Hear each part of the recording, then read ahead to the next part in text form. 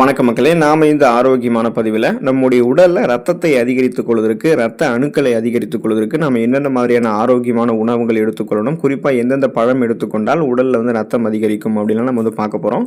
So உடல்ல ரத்தம் அதிகரிக்கணும் அப்படின்னா ரத்த அணுக்களை முறையான அளவில் பராமரிக்கணும். ரத்த சிகப்பு அணுக்கள், ரத்த வெள்ளை அணுக்கள் இதெல்லாமே பராமரிக்கணும். ரத்த வெள்ளை அணுக்கள் குறைஞ்சதுன்னா நோய் எதிர்ப்பு சக்தி திறன் குறையும். ரத்த சிகப்பு அணுக்கள் குறைஞ்சதுன்னா அனிமியா என்று சொல்லக்கூடிய ரத்த சோகை நோய் ஏற்படும். ஸோ ரத்தத்தை போதுமான அளவுக்கு சீரான ரத்த ஓட்டத்துடன் நம்முடைய உடல்ல பராமரிக்கணும். அதுக்கு என்னென்ன உணவுகளை எடுத்துக்கொள்ளணும் அப்படின்றத நம்ம தெளிவாக பார்ப்போம். அதை பற்றி பார்க்குறதுக்கு முன்னாடி இந்த வீடியோவுக்கு மட்டும் ஒரு லைக்கை கொடுத்துட்டு இந்த தகவலை உங்களுக்கு தெரிஞ்சவங்களுக்கும் ஷேர் பண்ணிவிடுங்க.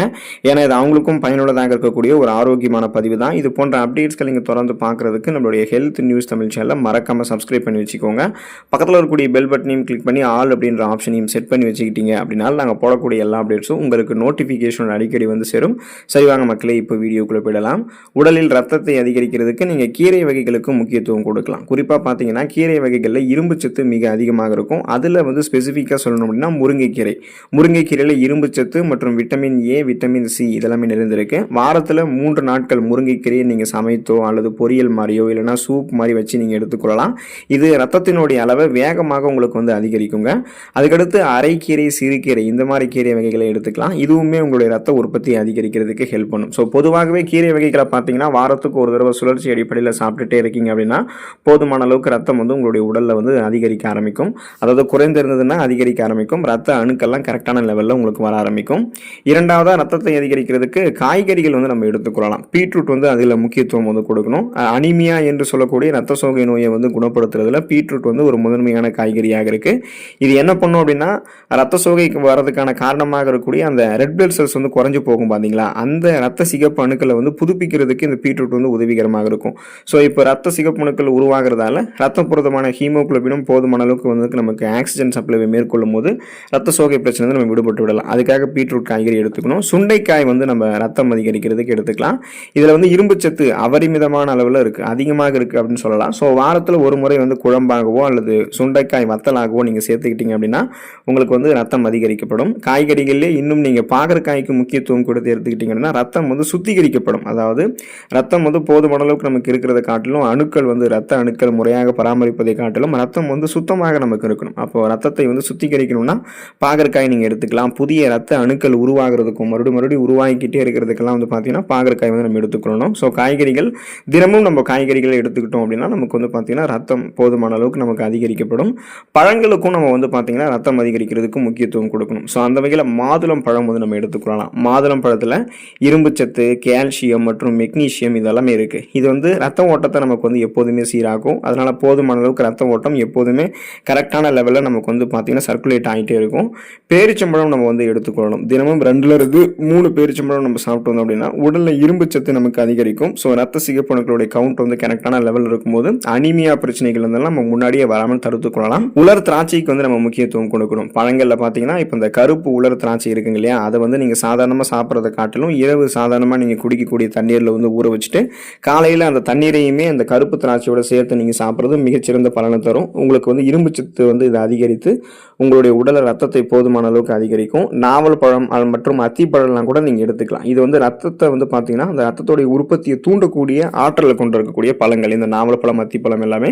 ஸோ இந்த மாதிரி பழங்கள் நீங்கள் சாப்பிட்றீங்க அப்படின்னாலுமே உங்களுக்கு பார்த்தீங்கன்னா ரத்தம் அதிகரிக்கப்படும். சிட்ரஸ் அமிலங்கள் நிறைந்திருக்கக்கூடிய பழங்கள் அதையுமே நீங்கள் எடுத்துக்கொள்ளும் போது போதுமான அளவுக்கு ரத்தம் உங்களுக்கு சுரக்கப்படும். தானியங்கள் மற்றும் பயறு வகைகள் இதுக்கு முக்கியத்துவம் கொடுத்துட்டீங்கன்னா ரத்த அணுக்கள் உங்களுக்கு போதுமான அளவுக்கு இருக்க ஆரம்பிக்கும். ஸோ அதில் பார்த்தீங்கன்னா கேழ்வரகுக்கு நீங்கள் முக்கியத்துவம் கொடுக்கலாம். கேழ்வரகுல இரும்பு சத்து மற்றும் கால்சியம் அதிகமாக இருக்கும். கேழ்வரகு களி, கேழ்வரகு கூழ் அல்லது கேழ்வரகு தோசை இந்த மாதிரி எப்படி வேணாலும் நீங்கள் எடுத்துக்கிட்டீங்க அப்படின்னாலுமே ரத்தம் உங்களுக்கு அதிகரிக்கப்படும். கருப்பு உளுந்து ரத்தத்தை அதிகரிக்கிறதுக்கு நீங்கள் எடுத்துக்கொள்ளலாம். தானியங்களில் பார்த்தீங்கன்னா இதுவுமே உங்களுக்கு ஹெல்ப் பண்ணும். இடுப்பு எலும்பிற்கு வலு சேர்க்கிறதோட ரத்தத்தையுமே கருப்பு உளுந்து அதிகரிக்கும். பாசிப்பயிறு, தட்டைப்பயிறு நீங்கள் எடுத்துக்கொண்டீங்க அப்படின்னா முளைக்கட்டிய தானியங்களில் சத்துக்கள் பல மடங்கு அதிகமாக இருக்கும் இல்லையா. ஸோ அந்த மாதிரி இந்த பாசிப்பயிறு, தட்டைப்பயிறு நீங்கள் எடுத்துக்கொள்ளும் போது இதில் இருக்கக்கூடிய சத்துக்கள் எல்லாமே ரத்தத்தில் இருக்கக்கூடிய சத்துக்களை உங்களுக்கு அதிகரிக்கும். அதாவது red blood cells, white blood cells, ரத்த தட்டுக்கள், அந்த பிளேட்லெட்ஸ் எண்ணிக்கை எல்லாம் உங்களுக்கு அதிகரிக்கிறதுக்கு இது ஹெல்ப் பண்ணும். அசைவ உணவுகள் உங்களுக்கு விருப்பம் இருந்தால் நீங்கள் எடுத்துக்கொள்ளலாம். அப்படி என்ன நீங்கள் எடுத்துக்கணும் ரத்தத்தை அதிகரிக்கிறதுக்கு அப்படின்னா ஆட்டு ஈரல், லிவர் நீங்கள் எடுத்துக்கொள்ளலாம். ரத்தத்தை மிக வேகமாக அதிகரிக்க செய்யக்கூடிய சிறந்த அசைவ உணவாக ஆட்டு ஆட்டு ஈரல் வந்து இருக்குங்க. அப்புறம் முட்டை நீங்கள் சாப்பிடலாம். புரோட்டீன் அப்படின்னு சொல்லக்கூடிய அந்த புரதம் மற்றும் விட்டமின்கள் இது எல்லாமே வந்து பார்த்தீங்கன்னா ரத்தத்தை அதிகரிக்கிறதுக்கு துணை புரியும். முட்டை நம்ம எடுத்துக்கிட்டோம் அப்படின்னாலுமே நமக்கு ரத்தம் வந்து அதிகரிக்கப்படும்.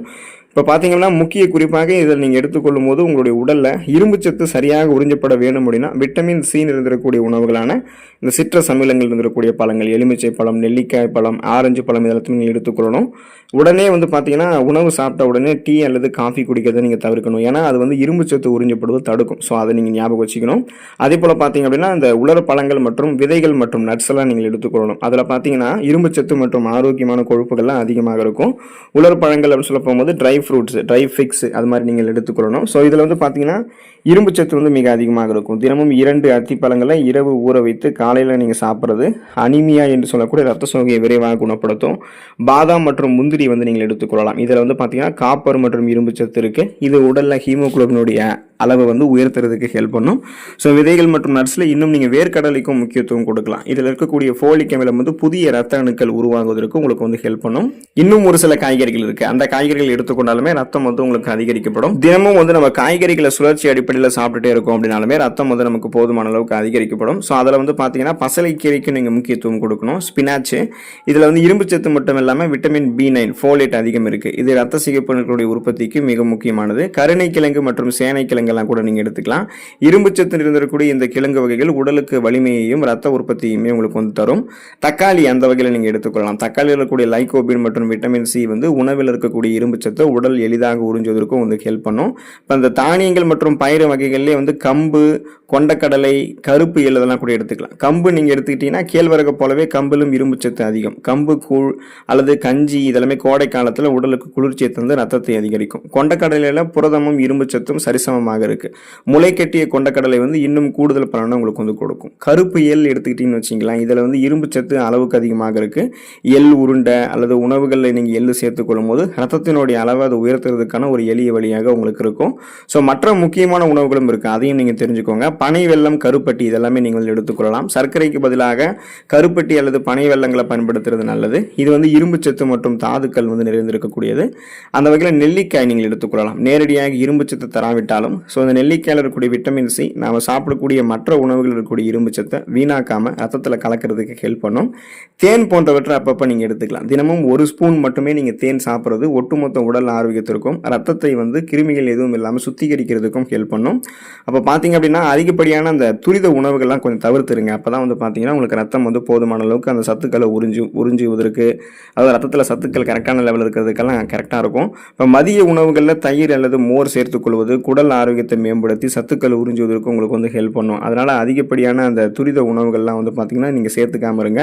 இப்போ நீங்கள் இன்னும் குறிப்பாக ஒரு சில விஷயங்கள் கவனிக்கணும்னா, நீங்கள் உணவுகளை சாப்பிட்டதுக்கப்புறம் உடனடியாக டீ காஃபி குடித்தீங்கன்னா இரும்புச்சத்து உடலில் சேராது. அதனால் உணவுகளில் வந்து மிளகு மற்றும் சீரகம் சேர்த்துக்கொள்வது செரிமானத்தை தூண்டி சத்துக்கள் சேருவதற்கும் உங்களுக்கு வந்து ஹெல்ப் பண்ணும். ஸோ இப்போ பார்த்தீங்கன்னா இந்த உணவுகளை தொடர்ந்து நீங்கள் சுழற்சி அடிப்படையில் எடுத்துக்கொள்ளும் போது உங்களுக்கு ரத்தங்கள் வந்து பார்த்தீங்கன்னா போதுமான அளவுக்கு உங்களுடைய உடலில் ஊற ஆரம்பிக்கும். அப்படியே ரத்த அணுக்கள் வந்து ரத்த சிகப்பணுக்கள், ரத்த வெள்ளை அணுக்கெல்லாம் குறைவாக இருக்குது, பிளேட்லெட் எண்ணிக்கைலாம் குறைவாக இருக்குன்னா அதுவுமே போதுமான அளவுக்கு உங்களுக்கு அதிகரிக்கப்பட்டு நீங்கள் சுறுசுறுப்பாக இயங்க ஆரம்பிப்பீங்க. நோய் எதிர்ப்பு சக்தி கொண்ட ஒரு மனிதராக நீங்கள் செயல்பட ஆரம்பிப்பீங்க. ரத்தத்தை அதிகரித்துக் கொள்ளணும், ரத்த அணுக்களை முறையாக பராமரித்துக் கொள்ளணும் அப்படின்னா இந்த உணவுகளை தொடர்ந்து சுழற்சி அடிப்படையில் எடுத்துக்கொண்டு நலம் பெறுங்கள். உடல் நலத்தை ஆரோக்கியமாக பராமரித்துக் கொள்ளுங்கள். அடுத்த ஆரோக்கியமான பதிவில் மறக்காம சந்திப்போம். நன்றி மக்களே.